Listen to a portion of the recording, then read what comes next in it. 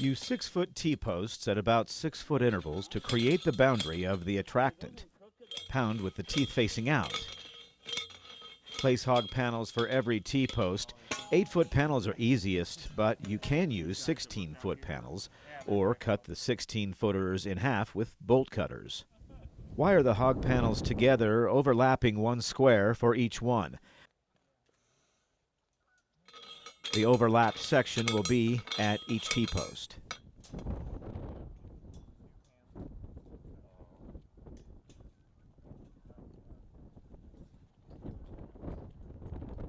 Stand the hog panels up one section at a time. The corner hog panels should butt into the corner T-posts. Make sure to be lining up hog panels while pounding T-posts in. Stand the hog panels up one section at a time. Corner T-posts should be placed once that section is stood up. When selecting insulators, make sure they are compatible with the T-post that you have, and that you pick at least 3-inch insulators to keep hot wires from grounding out on the hog panels. Each T-post is pounded in based on the overlap of the hog panel. Wire each T-post to the hog panel in numerous places. Wire clamps can be used, or tie wire can be used, to complete this step. Make sure that all hog panels are secured to T-posts. Now place the insulators. 4 insulators per T-post placed at approximately 10 inches, 20 inches, 30 inches, and 40 inches. Each wire is going to be hot. The panels will be grounded. At each corner, pound another T-post at a 40-degree angle. This will be used to run the wire around the corner and not allow for any grounding to occur. For electric fences, we like to use at least 14-gauge wire with 4 strands around the attractant. There are numerous devices that help wrap wire around corners. All will work as long as they are not grounding the wire out. Set up the corners as you are running the strand of wire to avoid extra cuts and splicing. Ensure there are enough twists in the wire to avoid loose strands or grounding out. Corner pieces should be in line and placed at approximately 10 inches, 20 inches, 30 inches, and 40 inches. Place at least one ground rod near the charger. An extra ground rod can be placed opposite of the charger as well. Ground wire should be attached to the hog panels and the ground rod.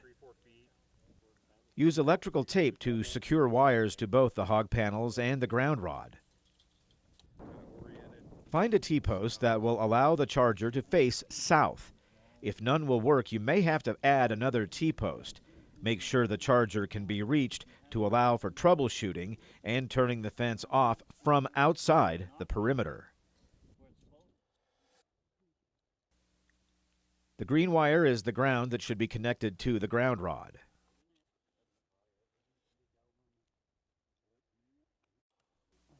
Now wrap wire on every strand that you want to be hot, connecting them all together.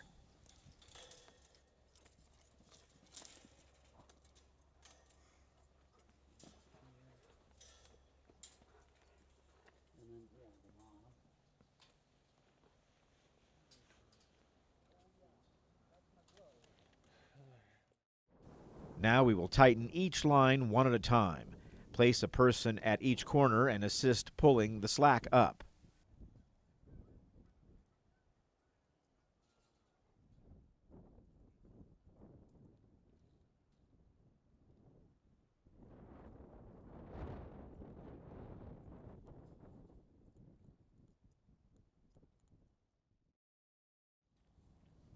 When creating a gate, make sure to use insulated handles. These handles carry the charge through the middle and allow to be handled without turning off the fence.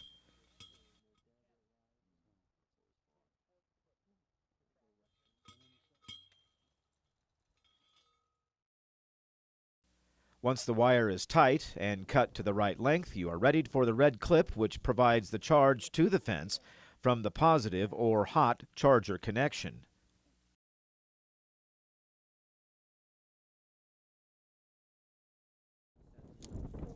Unroll the fence and pick a starting spot that you would like to be an access point. This will be the spot that allows you to get in and out of the fence easier.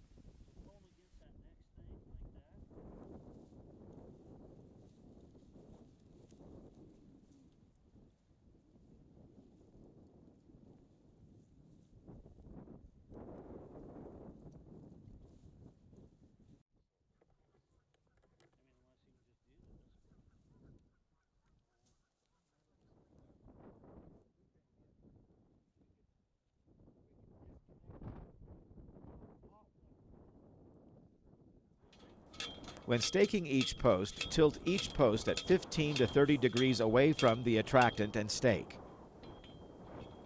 Pound T-post at every corner to help tighten the overall fence.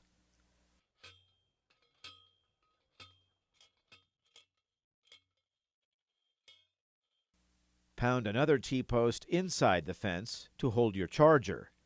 South-facing is best. A grounding rod works best, but you may be able to use a T-post as a grounding rod in wetter soils. Make adjustments as needed to ensure that the fence stays tight. I just get 3, 1, 2, 3, and then it doesn't, no pulse. That's kind of nice to have one of those. Oh, we need to hook that one up.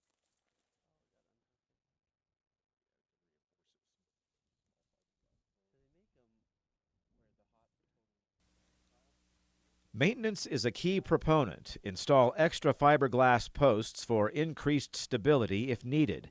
The main thing to do is keep the grass cut down using a weed whacker. Pretty simple.